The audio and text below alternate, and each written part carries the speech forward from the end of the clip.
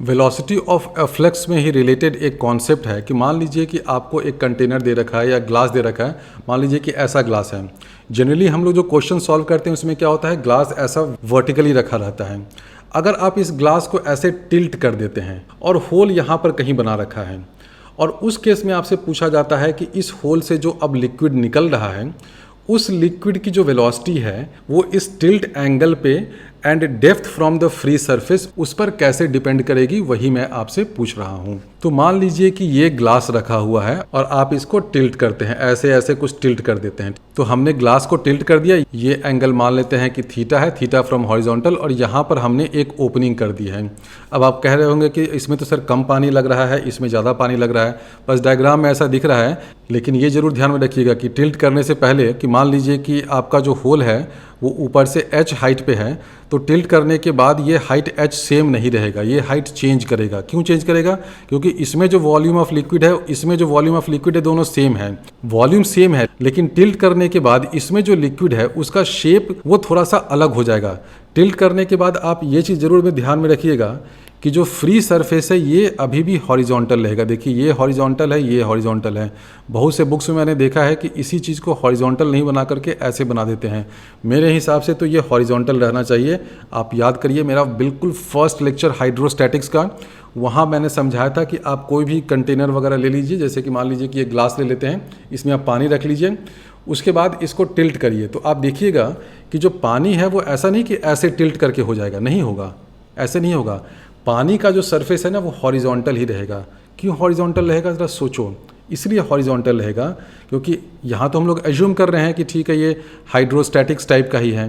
तो अगर आप हाइड्रोस्टैटिक्स वाला अजम्पशन ले रहे हैं, यानी कि मान लेते हैं कि थोड़ी देर के लिए इसको हम लोग बंद कर देते हैं, अभी हमने इस टैप को नहीं खोला है, टैप को नहीं खोला है, पानी बिल्कुल स्थिर है, स्टेशनरी है, तो इस पे फोर्स कितना लग रहा है? सिर्फ एक ग्रेविटेशनल फोर्स लग रहा है।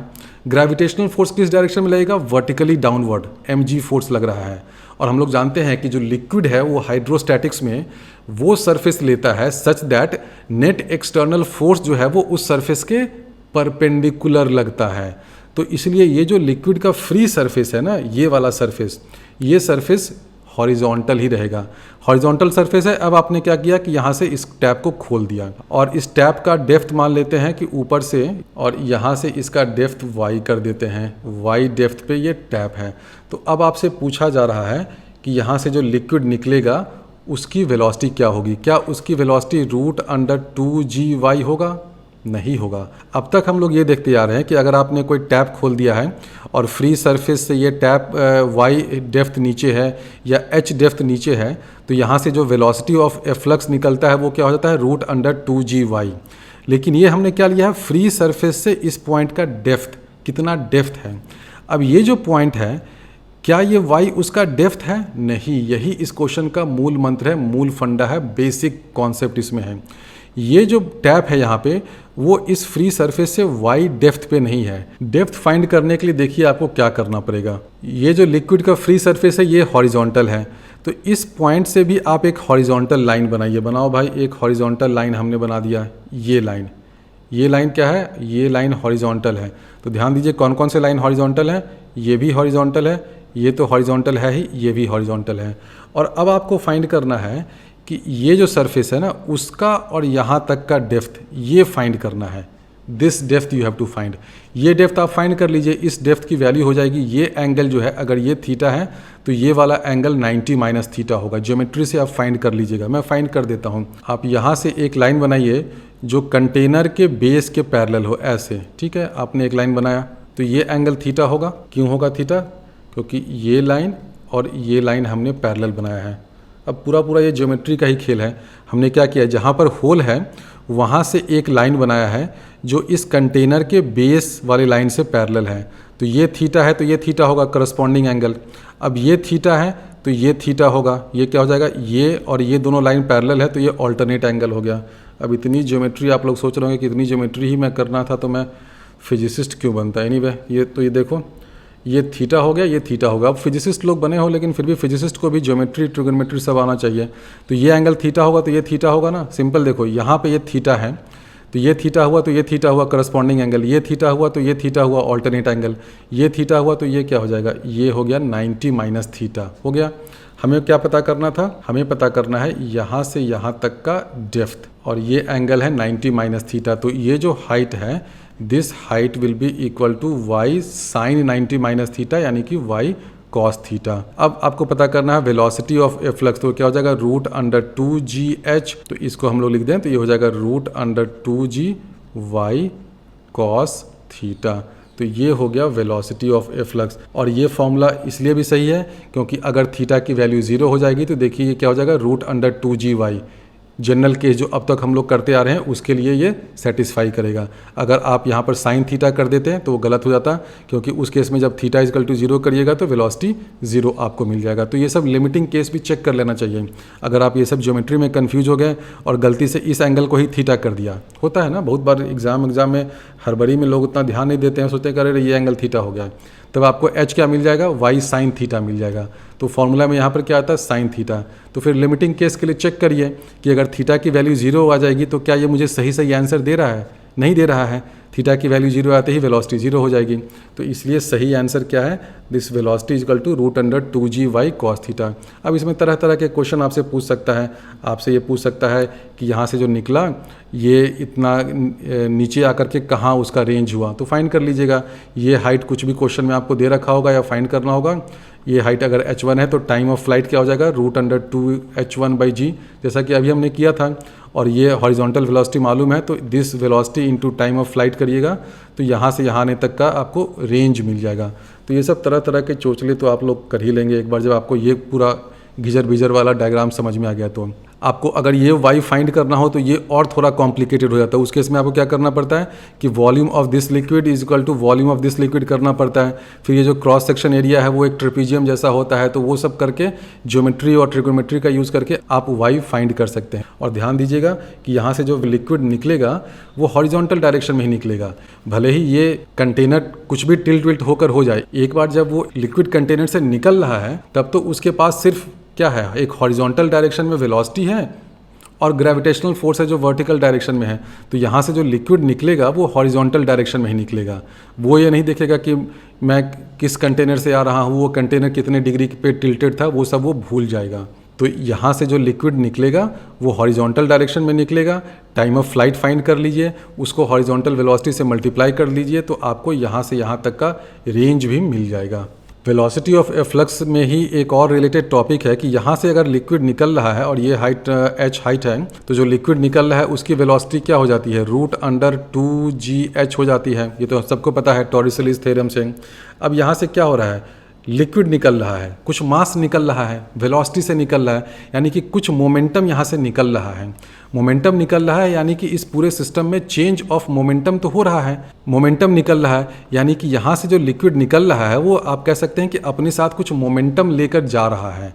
वो मोमेंटम लेकर के जा रहा है यानी कि बैकवर्ड डायरेक्शन में कुछ ये फोर्स भी लगाएगा because of change of momentum. इसको अगर मोमेंटम मिल गया, जैसे इनिशियली तो लिक्विड मान लेते हैं कि स्टेशनरी था, जब ये यहाँ से निकला तो इसको कुछ डेल्टा p मिला डेल्टा t टाइम में, तो वो कहीं ना कहीं से एक फोर्स लगेगा, उसी फोर्स के कारण तो उसको मोमेंटम मिलेगा ना। जैसा कि आप ये देखिए कि अगर डेल्टा t टाइम में यहाँ से कितना लिक्विड निकलेगा, v वेलोसिटी है लिक्विड का, तो v delta t length of liquid column हो गया, v delta t length of liquid हो गया। यहाँ का क्रॉस सेक्शन एरिया हम लोग एक मान लेते हैं, तो वॉल्यूम ऑफ लिक्विड जो निकला वो क्या हो जाएगा, a v डेल्टा t। समझ में आया। डेंसिटी इसकी रो है तो मास ऑफ लिक्विड हो जाएगा रो a v डेल्टा t। समझ में आया ना, बिल्कुल मैं स्टेप बाय स्टेप बढ़ा रहा हूँ। डेल्टा t टाइम में लिक्विड जो निकला उसका लेंथ कितना होगा, v डेल्टा t ये होगा, क्योंकि v वेलोसिटी है तो डेल्टा t टाइम में जो लिक्विड निकला वो कितने लेंथ का लिक्विड निकलेगा, v डेल्टा t लेंथ का लिक्विड निकल गया। उतना लेंथ है लिक्विड का। क्रॉस सेक्शन एरिया क्या है, a, तो a v डेल्टा t क्या हो जाएगा, वॉल्यूम ऑफ लिक्विड जो निकला। लिक्विड की डेंसिटी अगर रो है तो मास ऑफ लिक्विड जो निकला वो क्या हो जाएगा, रो a v डेल्टा t। ये क्या हो जाएगा, ये हो जाएगा मास ऑफ लिक्विड जो डेल्टा t टाइम में निकला। अब ये लिक्विड किस वेलोसिटी से निकला, v वेलोसिटी से, यानी कि ये कितना मोमेंटम लेकर के निकला या कितना मोमेंटम इस लिक्विड को मिला। जो लिक्विड यहाँ से निकल गया, अपने इस सिलेंडर की दुनिया को छोड़ के निकल गया डेल्टा टी टाइम में, तो उसके पास कितना मोमेंटम था उस लिक्विड के पास? उस लिक्विड के पास मास तो ये है, मोमेंटम के लिए इंटू वी कर दीजिए, यानी कि वी स्क्वायर हो गया। यानी कि जो लिक्विड निकला उसके पास मोमेंटम इतना था, डेल्टा पी उसका नाम दिया। डेल्टा पी इसलिए कह रहे हैं क्योंकि हम लोग मान रहे हैं कि निकलने से पहले तो सब कुछ शांत था, यहाँ पे वेलोसिटी होगी लेकिन नेग्लिजिबल थी। तो जो लिक्विड निकला वो इतना मोमेंटम लेकर के निकला, डेल्टा पी मोमेंटम लेकर के निकला। वो मोमेंटम कौन दे रहा है? जो लिक्विड अंदर बचा हुआ है वही देगा ना। तो न्यूटन्स थर्ड लॉ से जो लिक्विड निकल गया वो बोलेगा कि भाई तुमने मुझ पे फोर्स लगाया, मैं तुम्हारा उधार नहीं रखूंगा, कर्ज नहीं रखूंगा, अब मैं भी तुम्हें उतना फोर्स लगा दूंगा। बैकवर्ड डायरेक्शन में कितना फोर्स लगाएगा? तो जो फोर्स लगेगा वो हो जाएगा delta p by delta t. ये क्या हो जाएगा? Rho a v square. V square क्या है? 2GH। तो ये फोर्स कितना लगा? रो ए 2GH। क्यों लगा? क्योंकि यहाँ से लिक्विड निकल रहा है v वेलोसिटी से। ये फोर्स किस पे लगा? ये जो लिक्विड बचा रह गया और जो कंटेनर बचा रह गया उस पर बैकवर्ड डायरेक्शन में इतना फोर्स लगा, रो ए 2GH। इसमें आप ये भी देख सकते हैं कि मान लीजिए कि अगर मैं एक दूसरा होल कर दूं इस साइड में, और ये होल कितने हाइट पे कर दें भाई?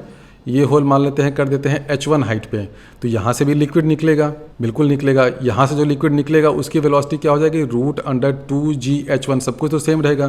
तो यहाँ से जो लिक्विड निकला उसके कारण भी फोर्स इस डायरेक्शन में लगेगा, टुवर्ड्स राइट लगेगा। कितना फोर्स लगेगा? सब कुछ सेम रहेगा, रो ए सारा कैलकुलेशन सेम रहेगा, बस h की जगह h1 कर दीजिए, तो 2GH1 हो गया। यानी कि अगर मैं दो होल कर देता हूँ, एक इस साइड एक इस साइड, इस साइड वाले होल के कारण फोर्स लगेगा टुवर्ड्स लेफ्ट, कितना? रो ए 2GH। इस होल के कारण फोर्स लगेगा टुवर्ड्स राइट, कितना? रो ए 2GH1। कौन ज़्यादा ताकतवर है? ऑब्वियसली ये वाला फोर्स ज़्यादा ताकतवर है क्योंकि h ज़्यादा है। तो नेट फोर्स कितना लगेगा? नेट फोर्स क्या हो जाएगा? रो ए 2G, तो सब कुछ कॉमन ही है, h माइनस H1। ये फोर्स लगेगा टुवर्ड्स लेफ्ट। तो ये सब तो सिंपल आप लोग को समझ में आ रहा होगा, क्योंकि ये होल नीचे है तो इस होल से जो लिक्विड निकल रहा है उसकी वेलोसिटी ज़्यादा है, वेलोसिटी ज़्यादा है तो मोमेंटम ज़्यादा है। यानी कि इस होल के कारण जो फोर्स लगेगा टुवर्ड्स लेफ्ट वो इस फोर्स पे डोमिनेट करेगा। ये फोर्स टुवर्ड्स लेफ्ट है, रो ए 2GH। इधर वाला जो फोर्स था वो कितना था? रो ए 2GH1। तो नेट फोर्स क्या हो जाएगा? रो ए 2G into H minus H1। तो इस तरह के क्वेश्चन आपसे पूछे जा सकते हैं। एग्जाम में आपको ये भी दे देगा कि ठीक है, ये जो पूरा कंटेनर बचा हुआ लिक्विड का हो गया, उसका मास मान लो कि m है, और ये जो सरफेस है उससे कोएफिशिएंट ऑफ फ्रिक्शन म्यू है, तो फोर्स ऑफ फ्रिक्शन क्या हो जाएगा? म्यू mg है। तो बताओ कितना हाइट होना चाहिए या क्या होना चाहिए, म्यू की मिनिमम वैल्यू कितनी होनी चाहिए so that this cylinder does not slip. तो आपको फिर देखना पड़ेगा कि mu mg this has to be greater than this force. तो वो सारा कैलकुलेशन तो आप लोग कर ही लीजिएगा, लेकिन उन सब कैलकुलेशन में आपको ये अजम्पशन लेना पड़ेगा कि ये हाइट h और h1 जो है उस इंस्टेंट पे या उससे थोड़ी देर तक ये कांस्टेंट ही है, इतना जल्दी ये डिक्रीज नहीं किया है, क्योंकि थोड़ी देर बाद तो ये हाइट h1 भी डिक्रीज करेगा ना। तो ये वाला फोर्स या ये वाला फोर्स, सब फोर्स डिक्रीज करता जाएगा। तो उस इंस्टेंट पे तो फोर्स हम लोग सीधे सीधे फाइंड कर सकते हैं, कितना हो जाएगा? रो ए 2G into H minus H1। अगर क्वेश्चन में दे दे कि यहाँ पे फोर्स ऑफ फ्रिक्शन है तो मिनिमम कोएफिशिएंट ऑफ फ्रिक्शन कितना चाहिए so that this cylinder does not slip. अब चाहे तो इस सिलेंडर में 3-4 होल कर दे, यहाँ कर दे, यहाँ कर दे, यहाँ कर दे, इधर कर दे, फिर आपसे नेट फोर्स पूछा जाए तो सब होल के कारण आप फोर्स निकाल लीजिए, रो ए 2G इंटू H। उसके बाद आप कैलकुलेशन करिए, आप आसानी से इस तरह के क्वेश्चन सॉल्व कर सकते हैं।